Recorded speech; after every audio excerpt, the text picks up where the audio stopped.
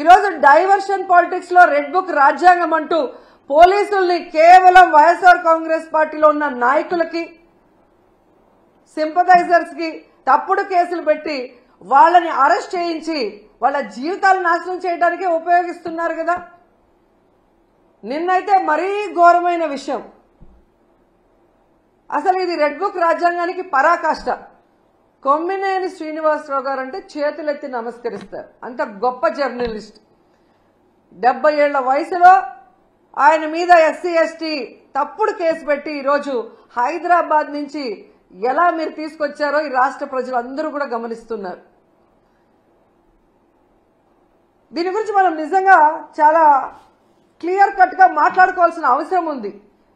ఆంధ్రప్రదేశ్లో ఈరోజు every morning అన్ని పేపర్లో ఉన్న హెడ్లైన్స్ ని డిస్కస్ చేసే క్రమంలో అమరావతిలో ఏ విధంగా రైతుల దగ్గర ఇప్పటికే 50,000 ఎకరాలు లాక్కొని వాళ్ళకి ఇంతవరకు ఏం చేయకుండా ఇంకా 50,000 ఎకరాలు దోచుకొని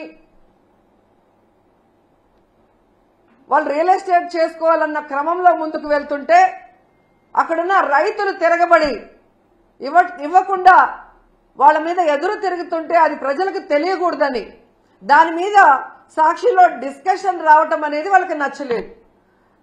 ఇక్కడ ఇంకొకటి ఏంటంటే ఆ డిస్కషన్ లో ఒక జర్నలిస్ట్ డిస్కషన్ కు వచ్చిన ఒక జర్నలిస్టు ఒక మాట ఏదో మాట్లాడారని దాన్ని ఆ క్షణంలోనే కొమ్మినేని గారు ఖండించారు.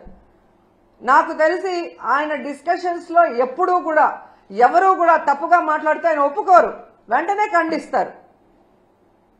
అలాంటి గొప్ప వ్యక్తిని ఈరోజు ఎవరో మాట్లాడిన దానికి తన తప్పు చేయకపోయినా క్షమాపణ కోరిన కొమ్మినేని శ్రీనివాస్ గారిని అరెస్ట్ చేసి సంబంధమే లేకుండా ఎస్సీ ఎస్టీ కేసు పెట్టి ఈరోజు జగన్ గారు భారతమ్మ క్షమాపణ చెప్పాలి అని చంద్రబాబు నాయుడు లోకేష్ హోంమంత్రి అనిత గారు డిమాండ్ చేయడం చూస్తుంటే ఈ రాష్ట్ర ప్రజలకి నవ్వాలా ఏడవాలా అర్థం కాలేదు. ఈరోజు నేను సూటిగా ప్రశ్నిస్తున్నా చంద్రబాబు నాయుడు గారిని, అనిత గారిని, లోకేష్ గారిని. క్షమాపణ అంటూ చెప్పాల్సి వస్తే అది మొదట ఎవరు చెప్పాలో తెలుసా? కోడలు మగబిడ్డని కంటే అత్త సంతోషించదని ఆడవాళ్ల పుట్టుకనే అవమానించిన చంద్రబాబు నాయుడు ముందు క్షమాపణ చెప్పాలి. ఆడపిల్ల కనిపిస్తే ముద్దు పెట్టాలి లేదా కడుపైనా చేయాలి అన్న బాలకృష్ణ గారు క్షమాపణ చెప్పాలి. అలాగే మీరు చూస్తే జగనన్న తన కూతుర్లు చూడటానికి లండన్కి వెళ్ళినప్పుడు ఆయన గురించి నీచంగా మాట్లాడిన లోకేష్ క్షమాపణ చెప్పాలి. అలాగే భారతమ్మ విజయమ్మ గురించి నిన్న ఎంత ఘోరంగా మాట్లాడారో మీరు చూశారు అనిత గారు, ఆవిడ క్షమాపణ చెప్పాలి.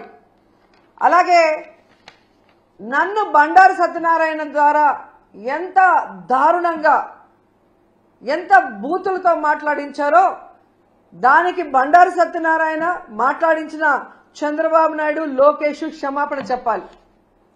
అలాగే మీరు చూస్తే ఆఫీసర్స్ ని గతంలో హోమ్ మినిస్టర్ గా చేసిన సుచరిత గారిని, అలాగే నన్ను చాలా వల్గర్ గా మాట్లాడిన ఇప్పటి స్పీకర్ బండారు సత్యనారాయణ గారు క్షమాపణ చెప్పాలి. అలాగే ఈ మధ్య కాలంలో టీడీపీ ఆఫీస్ నుంచి ఒక సైకో చేబ్రోల్ కిరణ్ అనేవాడు భారతీ మేడంని ఎంత అసభ్యంగా మాట్లాడారో మీరు అందరూ కూడా గమనించారు. మరి టీడీపీ ఆఫీసులో అతనితో మాట్లాడించిన చంద్రబాబు నాయుడిని, లోకేష్ ని క్షమాపణ చెప్పాలి. వాళ్ళ మీద కేసులు కూడా పెట్టాలి అంత ఘోరంగా మాట్లాడినందుకు. ఎందుకంటే ఈ డిస్కషన్ జరిగింది జూన్ 6వ తేదీ. ఆ రోజంతా ఎవ్వరూ మాట్లాడలేదు. ఆ జరిగిన నెక్స్ట్ సెకండ్ అది తప్పు అని చెప్పి తాను తప్పు చేయకపోయినా సారీ చెప్పారు జర్నలిస్ట్ గారు కొమ్మినేని గారు.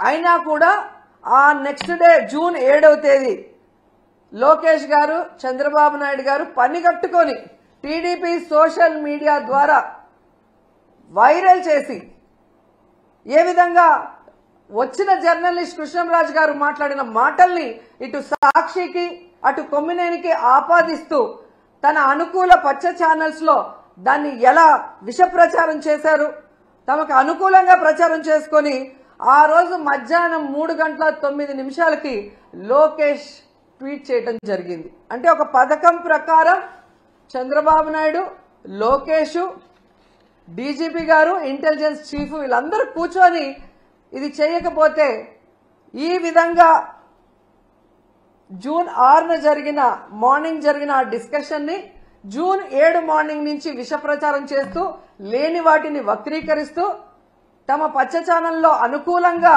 మాట్లాడించుకొని తమకి వైఎస్ జగన్ గారి కుటుంబ సభ్యుల మీద అసభ్యకరమైన పోస్టింగ్లు పెట్టించి రాష్ట్రంలో ఉన్న అన్ని పోలీస్ స్టేషన్లో తెలుగుదేశం పార్టీ నాయకులతో కేసులు పెట్టించి ఆ వ్యాఖ్యలతో సంబంధం లేని సాక్షి మీద దాడులు చేసే విధంగా అందరినీ కూడా రెచ్చగొట్టింది నిజం కాదా అని నేను అడుగుతున్నా. ఆ తర్వాత 3వ రోజు జూన్ 8 అదే ప్రచారాన్ని తమ అనుకూల మీడియాతో కంటిన్యూ చేయిస్తూ ప్లాన్ ప్రకారం మధ్యాహ్నం 1:49 చంద్రబాబు నాయుడు ట్వీట్ చేశాడు, వీళ్ళని అరెస్ట్ చేస్తాను అని. అడిగింది కొడుకు, చేయించింది తమ పార్టీ నాయకులతో కంప్లైంట్లు ఇప్పించి తమ పచ్చ ఛానళ్లతో తప్పుడు ప్రచారం చేయించి పెద్ద మనిషిలాగా దాన్ని కేసు పెట్టి అరెస్ట్ చేస్తానన్నట్టుగా ఈయనతో మాట్లాడిస్తూ అదే పథకంలో భాగంగా పవన్ కళ్యాణ్ ఆఫీస్ నుంచి Pawan Kalyan press note release చేసినట్టు 3:40 ప్రెస్ నోట్ రిలీజ్ చేయడమే కాకుండా సాయంత్రం 6:45 పవన్ కళ్యాణ్ గారి ద్వారా ట్వీట్ చేయించారు.